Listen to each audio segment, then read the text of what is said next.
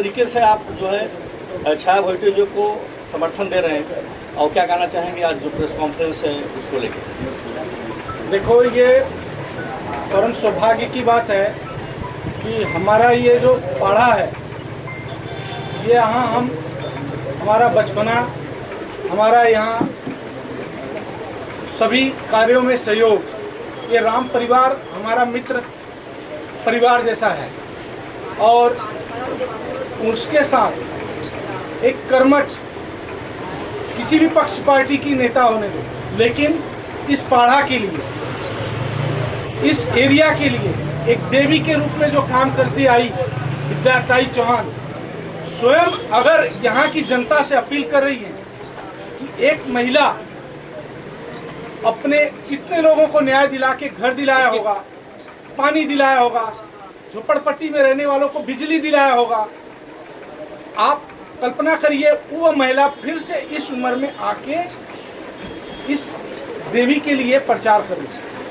तो मैं अभी ये चुनाव सब एक दूसरे के पक्ष के हिसाब से बात करते हैं। ये चुनाव सिर्फ ये सम्मान का चुनाव है, और यहाँ इस जो भी सेवा किया हुआ है उस सेवा का आज मेवा पाने का दिन, इसलिए आप लोग एक इस चुनाव चिन्ह को समझकर ताई के सम्मान में आप लोग एक बार अपनी ताकत दिखाइए।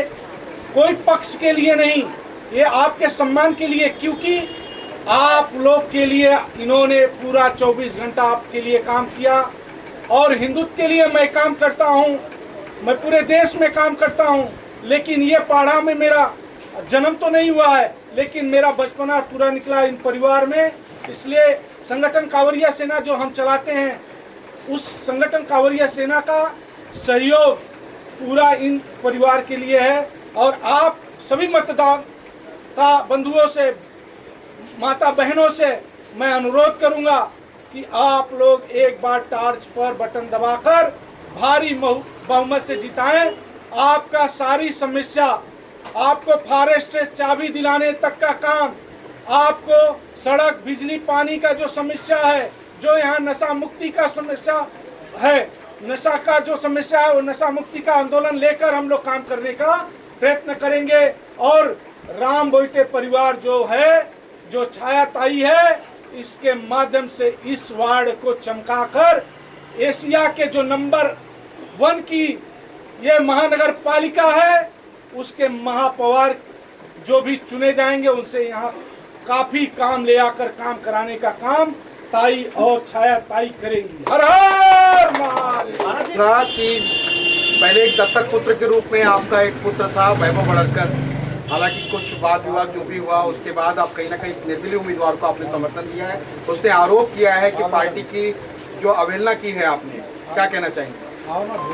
देखिए, दत्तक पुत्र आप कहते हैं, तो पुत्र अगर पुत्र की तरह नहीं रहा तो उसका भी विरोध करना पड़ता है। वो मुझे उसके बारे में कुछ नहीं बोलना है, ना ही उसने हम लोगों का साथ छोड़ा है, हमने नहीं किसी का साथ छोड़ा है।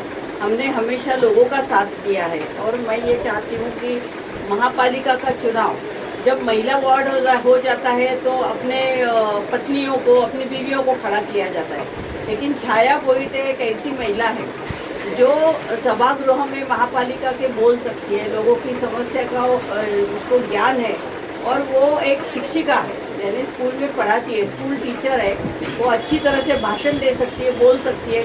बाकी महिलाओं जो खड़ी है वो क्या है, उनके पति जो है वो क्या क्या करते हैं उसके बारे में मैं ज़्यादा बताना नहीं चाहती हूँ, लेकिन राजनीति इतनी गंदी हो गई है कि अभी किसी पॉलिटिकल पार्टी के ऊपर लोगों का भरोसा रखना नहीं है। और यहाँ का जो वार्ड है, जो हम लोगों ने 2000 साल में यहाँ बड़ा डिमोलेशन हुआ था, ये ज़मीनें फॉरेस्ट में है ऐसा कह के बहुत लोगों को बेघर किया था, तब से लेके हम लोग यहाँ लड़ रहे हैं। और यहाँ के करीब 12-13 हज़ार लोगों को संघर्ष नगर चांदनी में पुनर्वसन किया है। हम लोग कोर्ट की लड़ाई लड़े हैं, हम लोग रास्ते की लड़ाई लड़ी है।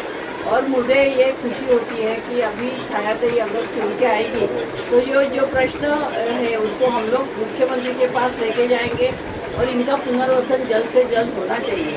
यहाँ पर लोगों को धमकाया जाता है, डराया जाता है, मुझे ये सलाह दी जाती कि आप अपनी पार्टी की तरफ से क्यों नहीं खड़ी है।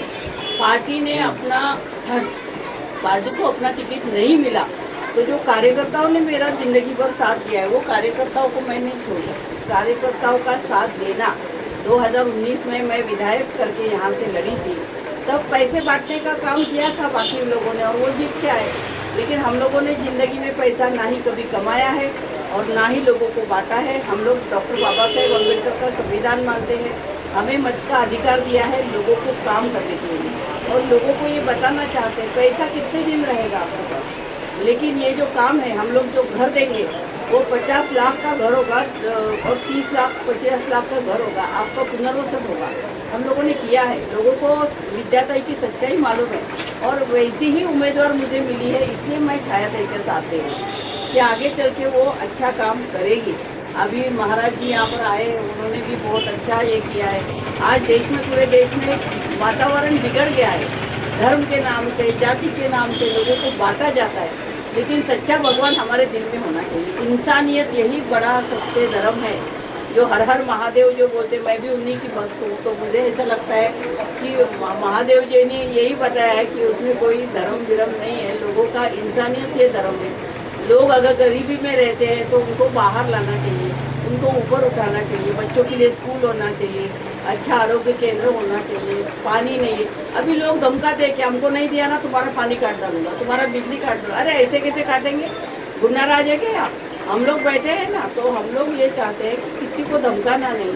आप भी चुनाव लड़ रहे हैं, आप भी लड़ो, हम भी लड़ेंगे, लोग तय करेंगे ना किसको वोट देना है। तो मुझे लोगों को अपील करनी है कि ये चुनाव छायाती बोलते खड़े है और ये टॉर्च जो निशानी है ये रोशनी दिखाता है गरीबों के अंधेरे जीवन में।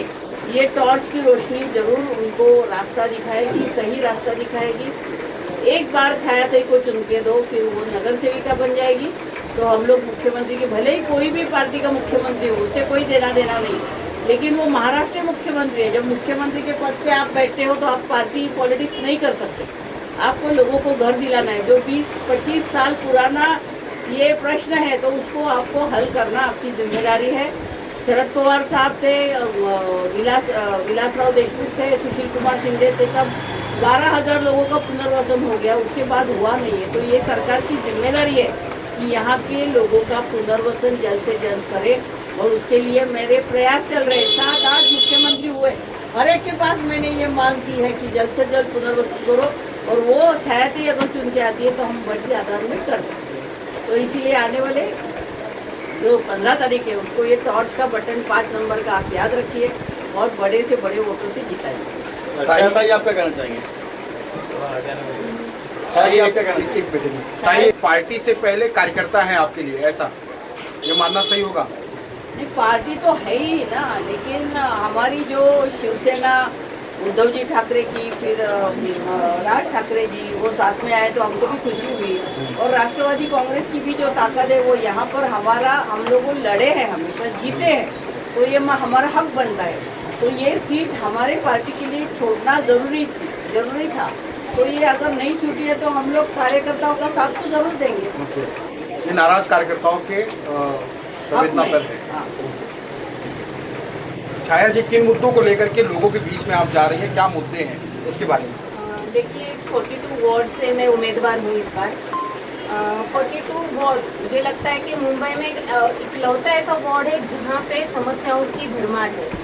आप पूरे वार्ड में कहीं भी घूमोगे तो देखोगे सिर्फ झोपड़पट्टी है, गटर की समस्या है, पानी की समस्या है, वन विभाग की समस्या है, जिससे लोग परेशान हैं। और कहीं जगह पे नशा का जो व्यापार चल रहा है वहाँ पे भी है। बहुत सारी जवान पीढ़ी हमारी इस नशे की लत में है। तो बहुत सारी समस्या, एक अकेला वार्ड होगा जिसमें इतनी समस्या और इतना काम करने की ज़रूरत है। इसके पहले भी हम लोग काम कर रहे थे, खुद के पैसे से हम लोगों ने बहुत सारे काम किए, लेकिन काम करते वक्त ये पता चला कि सत्ता होनी ज़रूरी है। सत्ता होती है तो बहुत सारे काम हम लोग बहुत आसानी से कर सकते हैं लोगों के लिए। तो इसके लिए इस बार हम लोगों ने सोचा कि नहीं, अगर हमें लोगों तक काम करना है, गरीबी दूर करनी है, उनकी समस्याओं का समाधान चाहिए, तो हमें सत्ता पानी चाहिए। इसके लिए हम लोग इसलिए बीएमसी के इलेक्शन में हम लोग इस बार खड़े हैं।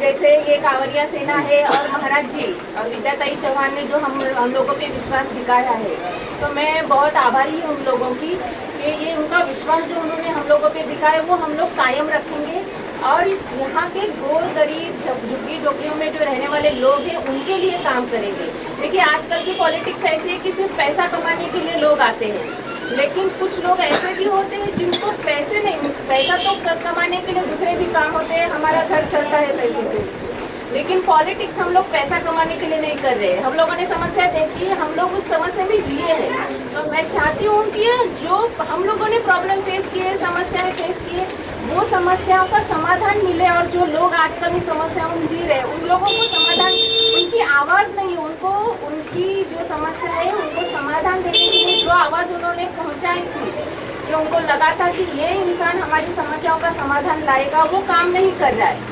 तो लोगों में, समाज में से ऐसे लोगों को आगे आना चाहिए और आवाज़ बढ़ के आगे आना चाहिए उनकी समस्याओं को सुलझाने की। आप पेशे से शिक्षक हैं, जो झोपड़पट्टी और झुग्गी बस्तियों में जो शिक्षा का और स्तर बढ़ाने के लिए आप क्या करेंगे? देखिए झोपड़पट्टियों में जो शिक्षा का स्तर है या फिर जो स्कूल्स है वहाँ की हालत भी बहुत ख़राब है, अच्छे से प्रॉपरली इंफ्रास्ट्रक्चर नहीं है, टीचर्स कभी कभी मौजूद नहीं होते हैं, तो इन सारी समस्याओं को देखना पड़ेगा। टॉयलेट्स प्रॉपरली साफ नहीं होते, बच्चियाँ हैं छोटी छोटी, पूरे वार्ड में ऐसे बहुत सारे इलाके हैं जहाँ पे शौचालय ही नहीं है, तो इन सारी समस्याओं को देखना पड़ेगा।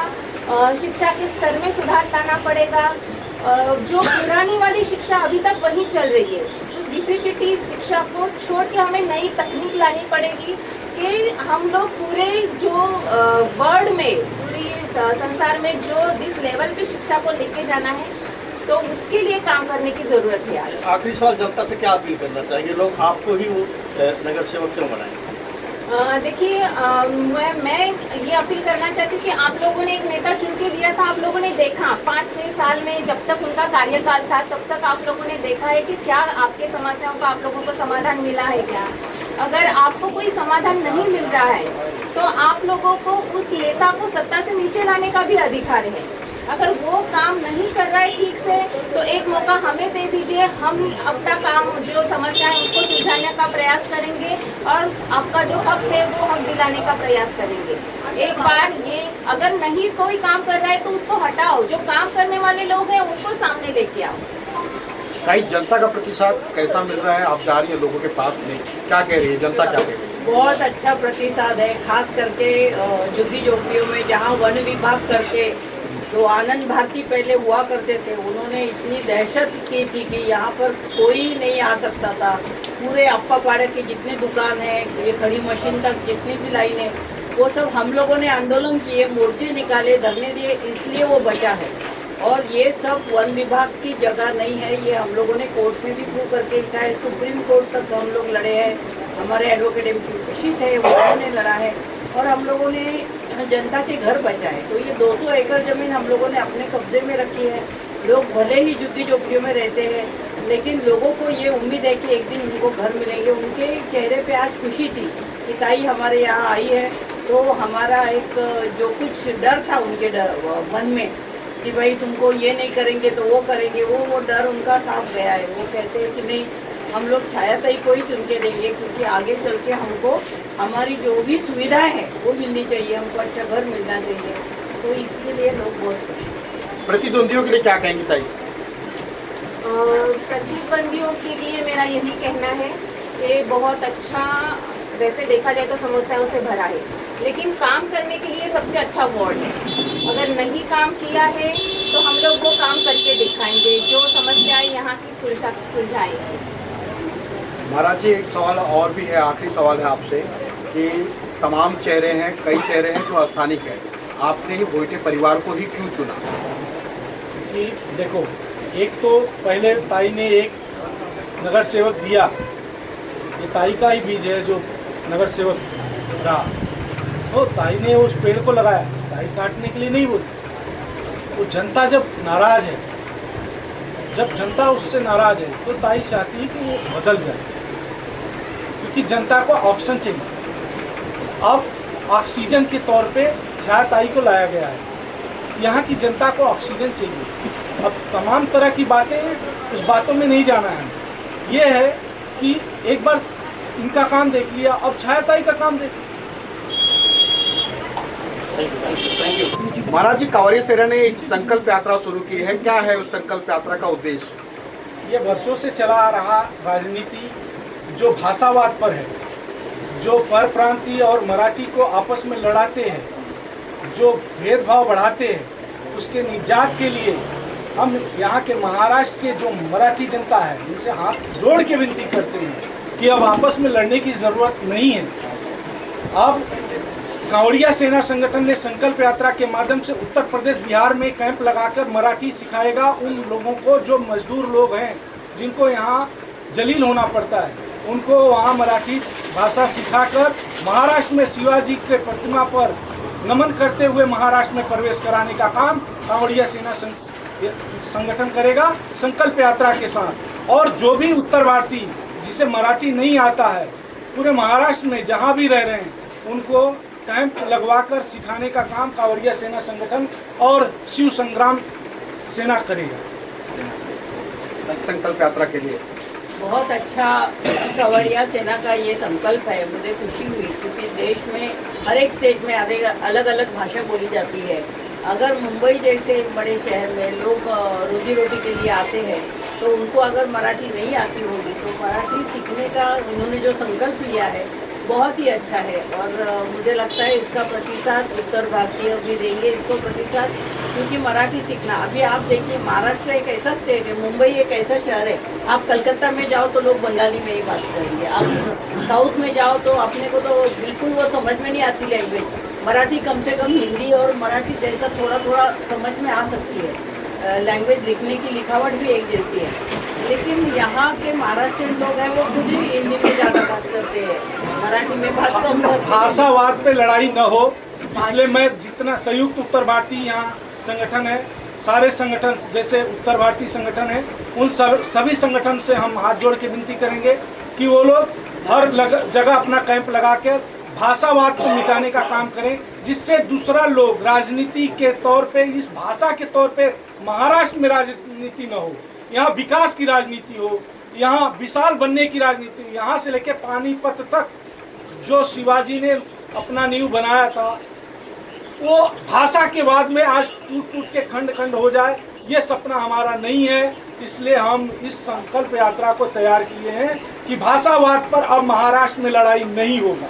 बहुत अच्छा विचार है, हम लोग भी इसको समर्थन दे रहे हैं, क्योंकि भाईचारा होना चाहिए। जैसा इन्होंने कहा कि भाषावाद में भी नहीं होना चाहिए, वैसा धर्मवाद भी नहीं होना चाहिए। हमारे देश इंसानियत ये सबसे बड़ा धर्म है, यही लोगों ने याद रखना चाहिए। लेकिन पॉलिटिकल पार्टी के लोग जो है लोगों को लड़ाना चाहते हैं, महंगाई बढ़ गई है, बेरोजगारी है, उसके बारे में कोई बोलता नहीं है, तो ये लोगों को ध्यान में रखना चाहिए। वैसे हमारा देश भी विविधताओं से भरा हुआ है, लेकिन फिर भी हमारे देश एक अखंड देश है, एक एकता है हमारे देश में। तो वो ऐसे भाषा के बाद में रहकर हम लोगों को हमारे देश की एकता भंग नहीं करनी चाहिए। हम लोग किसी भी स्टेट में जाए, हमारे देश के स्टेट की रचना ही भाषावार रचना की गई है कि वो वहाँ का जो कारोबार रहेगा उसको आसानी हो इसके लिए। लेकिन अगर किसी राज्य से दूसरे राज्य में लोग जाते हैं नौकरी धंधे से, रोजगार के लिए, तो उनको वहाँ पे ये उनको भाषा नहीं आ रही है, ये भाषा नहीं आ रही है, इस वाद में नहीं आना चाहिए। अगर आप बहुत सालों से वहाँ रह रहे हैं तो सीखो इस भाषा को, जहाँ पे भी हो। अगर हम लोग बंगाल में जा रहे हैं, बहुत सालों से रह रहे हैं, तो वहाँ की भाषा हमें आनी चाहिए, क्योंकि वहाँ की भाषा में बात करने से व्यवहार को सुलभता होती है।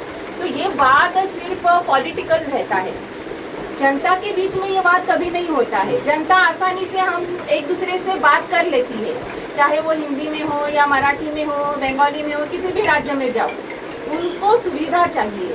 तो ये जो अभी कांवरिया सेना की जो पहल है बहुत अच्छी पहल है। इससे मुझे लगता है कि ये भाषा का जो वाद है वो मिट जाएगा हमेशा के लिए, और एक दूसरे की भाषा सीखना हमारे देश की एकता को भी बनाए रखेगा। हर हर महादेव। हर हर महादेव। Thank you.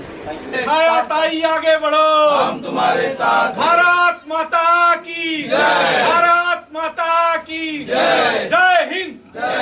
महाराष्ट्र छत्रपति शिवाजी महाराज की वंदे मातरम, वंदे मातरम, वंदे मातरम। छायाताई भोईटे का ही जिताइए, बैटरी का बटन दबाइए, 5 नंबर का छायाताई भोईटे को जिताइए। Thank you. अंधेरे में जल और अंधेरा भगाओ, अंधेरे से जो डर लग रहा है उससे जल्द से जल्द मुक्ति पाने के लिए 5 नंबर की बटन दबाओ और छायाताई को जिताकर 42 नंबर वार्ड पर रोशनी लाओ। जय शिवाजी।